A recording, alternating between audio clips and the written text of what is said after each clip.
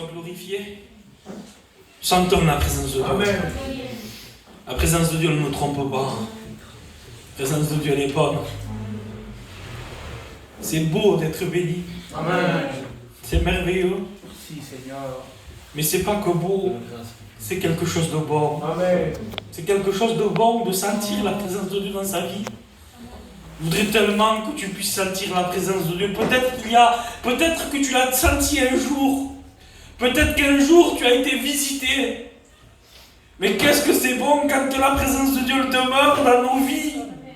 C'est merveilleux. Mais pourquoi tu dis que c'est merveilleux, Human? Pourquoi? Regardez le texte que j'ai reçu. Comme je disais, c'est pas moi qui devais faire la réunion, mais Dieu connaît tout. Dieu sait tout. Et moi, ce que je veux, c'est être disponible pour Dieu. Peu m'importe à l'endroit, peu m'importe la tâche, peu m'importe. Les frères le savent, s'il me faut balayer, je balaye. Mais s'il me faut prêcher, je prêche. Amen.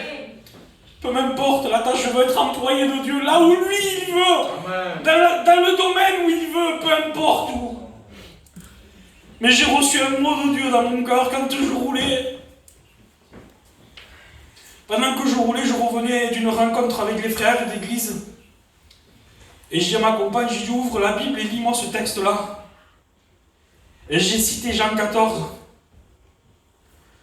Et Jean 14 nous dit que votre cœur ne se trouble point.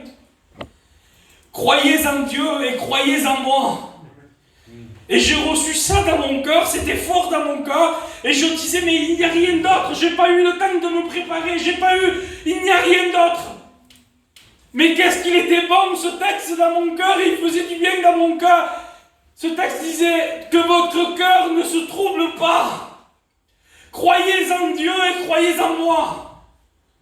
Combien d'entre nous avons le cœur troublé? Combien sommes-nous devant des difficultés où notre cœur tremble? Où aujourd'hui, même quand notre téléphone sonne, on ne sait pas qu'est-ce qu'il va y avoir au bout. On hésite parfois de répondre. Parce que notre cœur est troublé. Et j'ai une anecdote sur ça. J'ai vécu une anecdote pendant ma jeunesse. Je sais ce que c'est d'être troublé, je sais ce que c'est d'avoir des mauvais moments. J'ai vécu quelque chose avec Marlon. Je crois qu'il y a sa petite sœur par là. On était plus jeunes. Pour ceux qui ne le connaissent pas, si la majorité le connaît, c'est un jeune du quartier. Et je l'avais pris avec moi, on était parti faire de la moto. Et au bout d'un moment qu'on était parti faire de la moto, il est tombé. Et il s'est cassé le coude. Et quand le petit est tombé de la moto, qui est venu vers moi avec le coude là qui sortait, t'es en panique. Un jeune qui prend un plus jeune, et on arrive, et le petit, pendant qu'il fait de la moto tout seul, il fait un accident, il se renverse, et il se casse le bras. Et il vient vers moi, affolé. Et là, on était plein de jeunes, on monte sur les motos, et on laisse les voitures, on laisse tout. On monte sur la moto, et on vient ici le ramener à l'hôpital. Et pendant que je le ramenais ici, tout le long, je lui disais, n'aie pas peur. T'inquiète pas. C'est des mots humains. Je lui disais à lui, n'aie pas peur, t'inquiète pas. Et moi, j'avais plus peur que lui. Et je pensais, c'est une logique humaine. Combien d'entre nous l'avons déjà expérimenté, même nous, à nos enfants? Quand nous sommes devant une situation où il fait peur, où il y a quelque chose qui nous a fait peur, quand ils sont atteints par une maladie, quand ils se sont fait mal, automatiquement l'humain dit n'aie pas peur, c'est rien. Oui, mais même que je lui disais n'aie pas peur, c'est rien, lui il avait peur. Et même que je lui disais n'aie pas peur, c'est rien, quand on est arrivé là, on l'a apporté à la péronie, on l'a opéré automatiquement. N'aie pas peur, c'est rien. Et quand je disais ça, cette anecdote est revenue dans mon cœur. Je disais, mais Human, tu as vécu que votre cœur ne se trouble pas. Croyez en Dieu et croyez en moi. Et je disais, combien d'entre nous, on est humains, combien sommes-nous en train de dire, mais n'aie pas peur, c'est rien. N'aie pas peur, c'est rien. Ça ira mieux. Des mots humains, on n'arrive pas à consoler quelqu'un, ça ira mieux. On lui tape sur l'épaule, ça ira mieux. Oui, mais moi, ma situation ne change pas. C'est la même. Mais lui, celui-là que je vous ai présenté là, qui dit que votre cœur ne se trouble pas, Amen. lui, il est merveilleux. Lui, il est glorieux. Je disais, pendant que je roulais, je recevais ça. Et je disais, j'expliquais, mais pourquoi que votre cœur ne se trouble pas? Qui il était, lui, pour dire que votre cœur ne se trouble pas? Il fallait qu'il soit l'homme de la situation. Que votre cœur ne se trouble pas. Aujourd'hui, de plus en plus, notre jeunesse est prise par l'angoisse. Je regardais un enfant quand je roulais, il y avait un enfant devant un portail torse nu, il faisait pas chaud au point d'être torse nu, et il jouait au ballon. Et je disais, regarde, un enfant c'est insouciant. Un enfant, tout lui va bien. Mais aujourd'hui, dans la génération où nous sommes, même les enfants, ça ne va plus. Même les enfants ont des angoisses. Même les enfants ont un cœur attristé, un cœur agité. Alors là, l'homme de la situation, je voudrais le présenter comme ça aujourd'hui. C'est l'homme de la situation qu'il nous dit, qu'il vous dit et qu'il me dit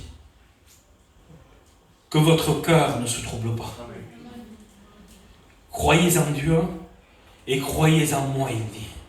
Mais croyez en Dieu et croyez en moi. Mais je disais, mais il faut qu'il soit cet homme de la situation, car il faut qu'il soit quelqu'un pour pouvoir dire ça. Parce que le mot, il ne porte pas s'il n'y a pas résultat. Comme je vous disais, moi je vous ai expliqué ça de Marlon, parce que moi je lui donnais mes mots, mais il n'y avait pas résultat. Mais lui, celui qui, quand un lépreux se présente devant lui, c'est ce que je voyais. Il dit que votre cœur ne se trouble pas parce qu'il a la situation en main. Alors là, un lépreux se présente devant lui et il lui dit, que veux-tu que je fasse? Il dit que je sois pur. Et il dit, sois pur. Je le veux, sois pur. Il purifie un lépreux. Il se trouve devant lui, Bartimée, aveugle, mendiant, assis au bord d'un chemin. Et là encore, je fais revenir ce texte-là. Bartimée, humain qui va le voir humain. C'est comme ça, c'est la vie. T'as pas fait de cadeau, la vie. Je comprends que tu sois attristé. Mais c'est comme ça. T'as pas de mot humain. Mais mon Jésus, le merveilleux, le glorieux, celui qui a tout pouvoir, celui qui a toute autorité, il dit, amène-moi-le. Faites-le venir. Quand il entend que Bartimée l'appelle, qu'il dit, fils de David, aie pitié de moi, il le fait venir. Que veux-tu que je fasse? Bartimée, il a de l'audace. Il dit, que je retrouve la vue. Parce qu'il savait qu'il était l'auteur de la bénédiction. Il savait qu'il était capable de lui faire rendre la vue. Alors Bartimée se trouve devant lui et il lui dit, que je retrouve la vue.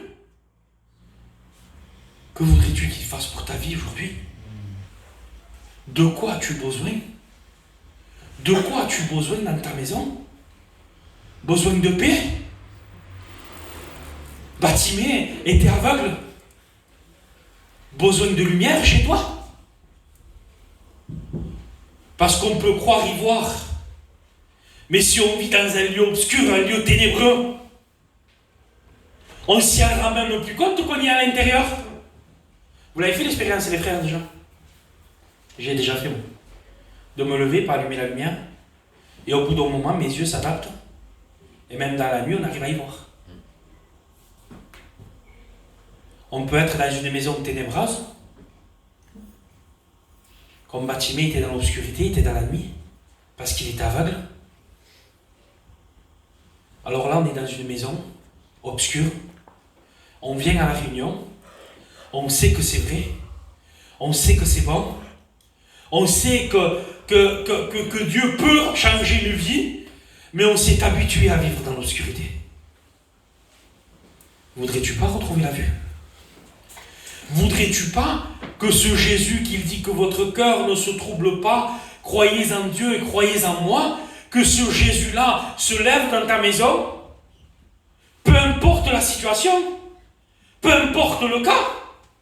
Je vous ai cité un lépreux, où Dieu l'a purifié. Je vous ai cité Bartimée, aveugle, mendiant, assis au bord d'un chemin. Devait être poussiéreux le pauvre.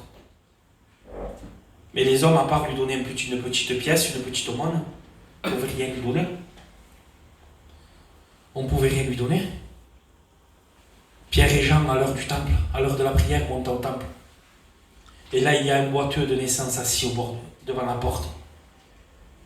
Et ce boiteux s'attend à recevoir ce qu'il avait reçu de tous les hommes. L'aumône.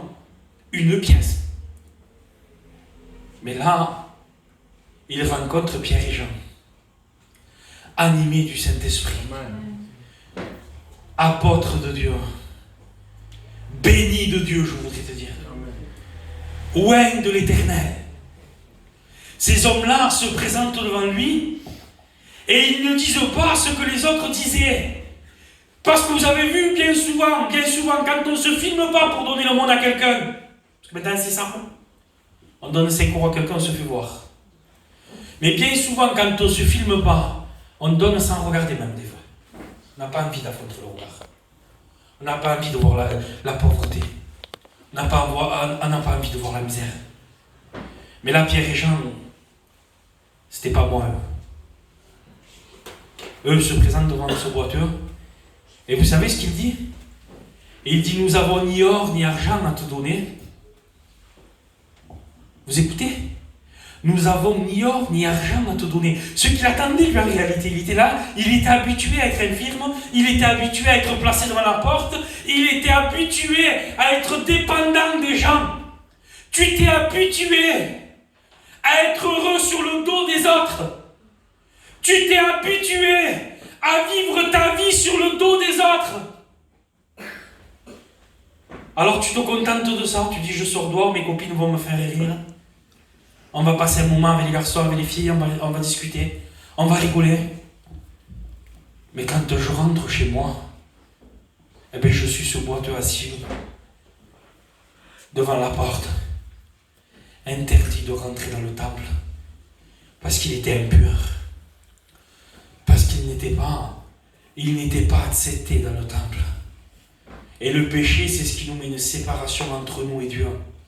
C'est ce qui t'empêche à toi, quand tu es chez toi, de rentrer chez toi, de fermer la porte, comme il dit le texte. Il dit, rentre dans le secret de ta chambre, ferme la porte, et ton Père qui est dans les secrets t'entend. Mais toi, tu rentres chez toi avec ton poids. Tu rentres chez toi avec ton fardeau. Alors, mais tu t'es habitué. Mais ces hommes-là, bénis de Dieu, ils le fixent ça dans les yeux. Ils ne font pas nous, ils ne détournent pas le regard de la misère. Il les fixa dans les yeux. Il les regarda. Il le regarda et lui dit, regarde-nous. Béni soit Dieu. Regarde-nous. Si tu pouvais nous voir à travers nous, si tu pouvais voir le Christ. Moi, je ne vais pas te dire, regarde-moi en moi, mais regarde celui qui vit en moi. Je te promets que si tu regardes celui qui vit en moi, ta vie peut être transformée. Ta vie peut être bouleversée. Regardez ce qu'ils font, ces hommes. Il dit, regarde-nous. Nous n'avons ni or ni argent à te donner.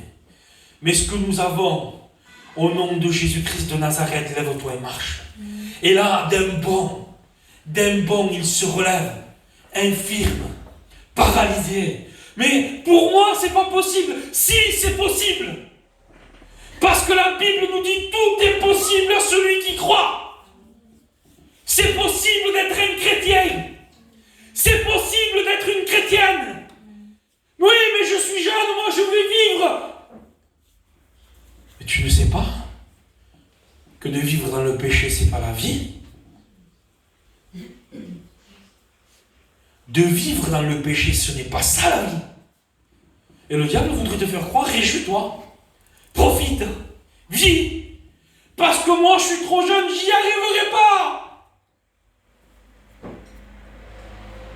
Tout est possible à celui qui croit. Comprenez bien que quand cet homme-là, quand Pierre et Jean se sont trouvés devant lui, et qui lui ont dit au nom de Jésus-Christ, lève-toi et marche,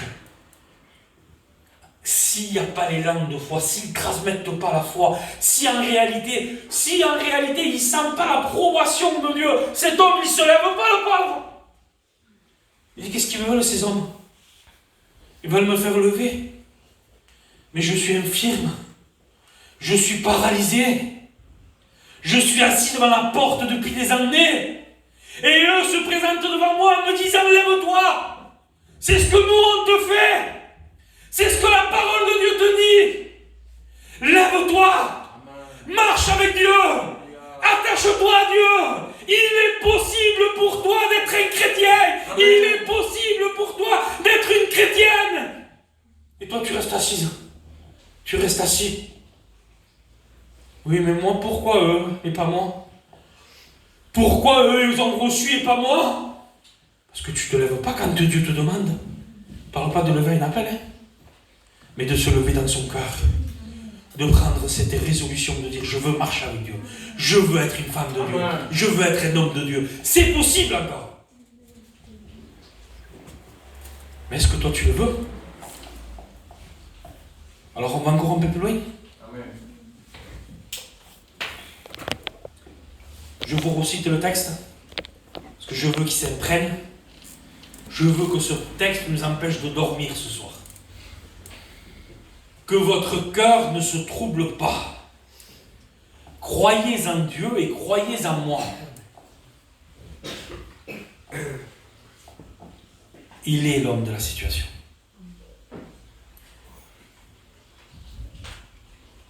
Les pharisiens, ceux qui l'ont crucifié aussi, disaient jamais homme n'a parlé comme cet homme. C'est normal. La Bible nous dit que la parole, elle est créatrice. La Bible nous dit que la foi vient de ce qu'on entend, et ce qu'on entend vient de la parole de Dieu. Quand lui, il parlait, parce que lui, c'est la parole faite chair. Quand lui, il parlait, alors il se trouve devant le sépulcre de Lazare. Les sœurs de Lazare vont le trouver. Et ils lui disent, tu es venu trop tard. Il est mort depuis 4 jours. Il est enseveli depuis 4 jours. Il sent déjà un corps en décomposition. Il sent déjà. Et il dit où il est. Où il est. Même une mort ne lui fait pas peur. Même une mort, même devant une mort, lui, il ne recule pas. Il est l'homme de la situation. Je le voyais comme ça, ce texte. Je disais, mais quelle audace! Pardon à Dieu pour le mot, mais quelle audace! De dire que votre cœur ne se trouble pas devant toutes les situations où on peut se trouver aujourd'hui. Il est capable de se trouver devant un sépulcre et dire, ôtez la pierre. Et là, il se met à crier, Lazare! Lazare, sors!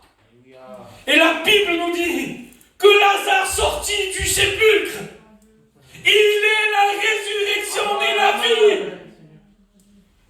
Voudrais-tu croire réellement qu'il est l'homme de la situation pour nos vies? Il est la résurrection et la vie. La Bible nous dit que les liens de la mort n'ont pu le tenir. Ah, quel Jésus merveilleux qu'on a, les frères. Ah, qu'il est beau, mon Jésus. Il est merveilleux. Il se trouve devant des problèmes comme nous, on les voit. Nous, on les voit comme des montagnes, nos problèmes. Mais lui, il est le créateur de la montagne. Je disais une fois à un frère, je l'ai partagé parce que je l'avais reçu fort dans mon cœur. Il y avait une difficulté, il y avait un mauvais moment. Et le frère n'était pas bien. Et quand j'ai pris la place, j'ai dit, l'auteur de la montagne, celui qui a construit la montagne, serait pas capable d'ôter la montagne? Le créateur n'est pas plus grand que la créature? Et nous, oui, mais j'ai un grand problème. Non, j'ai un grand Dieu. J'ai un grand problème. Non, j'ai un grand Dieu. J'ai le Christ dans ma vie. J'ai celui que tout pouvoir lui a été donné. Il est l'alpha et l'oméga, le commencement et la fin. Il est saint. Il est glorieux.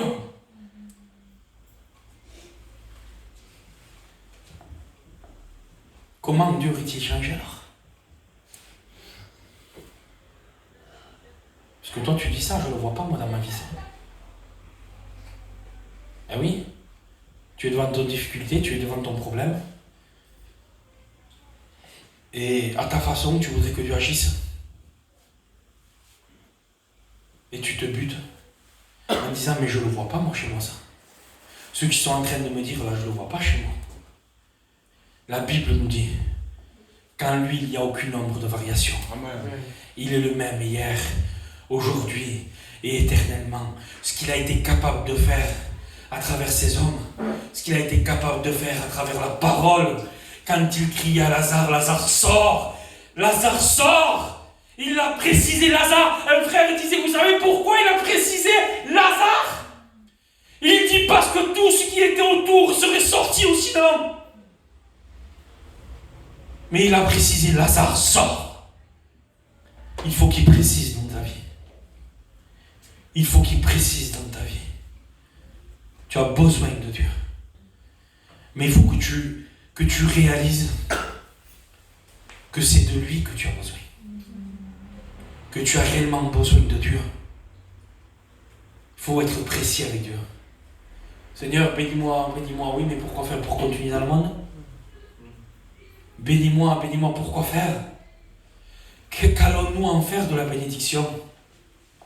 Pensez-vous que Dieu, même que c'est ce Dieu riche, pensez-vous que c'est un Dieu qui gaspille les bénédictions?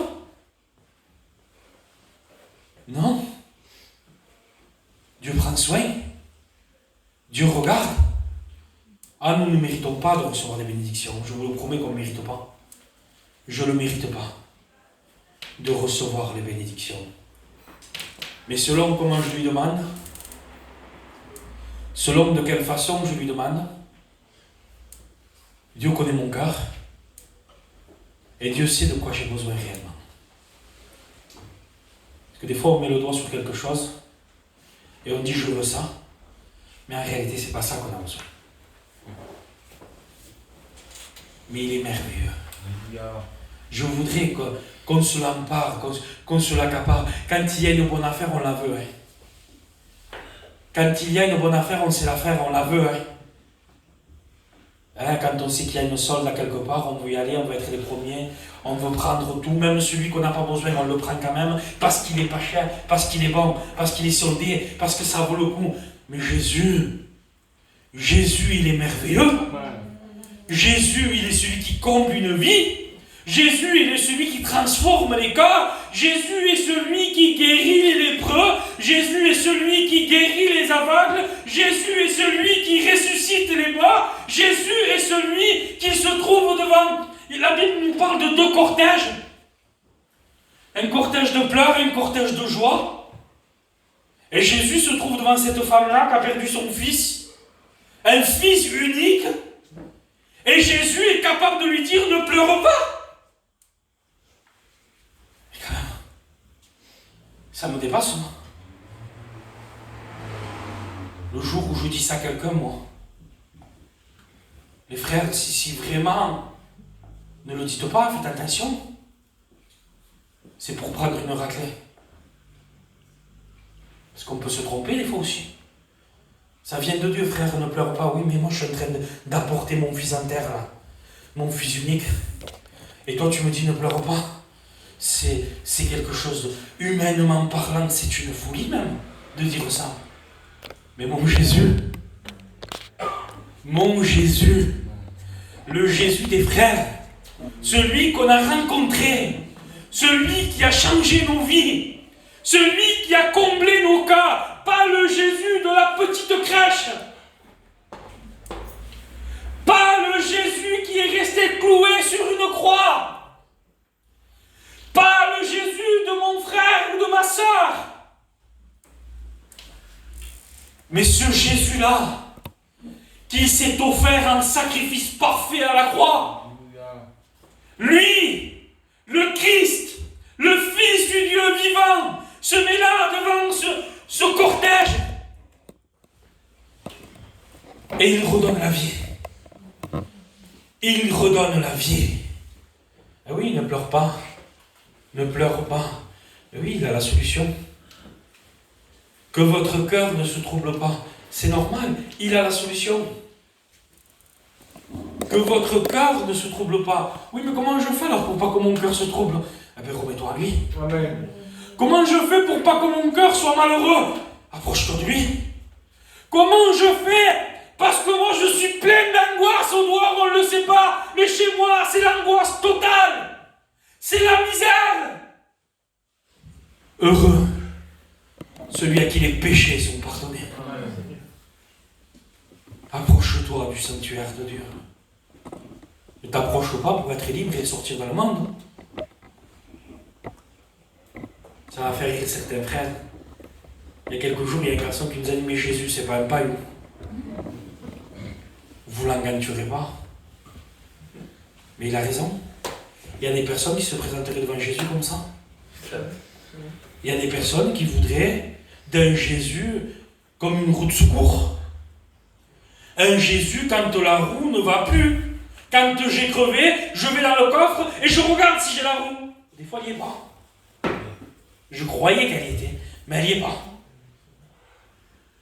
Ou alors un parapluie. Quand il pleut, on le sort. Non, Jésus c'est un maître. Jésus c'est un sauveur. Jésus il est roi. Jésus il est saint. Jésus il t'aime. Jésus veut te sortir de ta misère. Jésus veut prendre soin de ton cœur. Jésus veut te recueillir. Là où personne n'a voulu de toi. Là où tout le monde t'a rejeté. Là où tes parents ne savent pas où tu es. Dans la misère totale. Jésus veut prendre soin de ta vie. Veut rebâtir. La Bible nous dit qu'il bâtit sur des vieilles ruines. Les vieilles ruines, c'est quelque chose de cassé, de détruit. De la poussière. Eh bien, mon Jésus, il vient et il rebâtit là-dessus. On va pas plus loin, on s'arrête. On s'incline.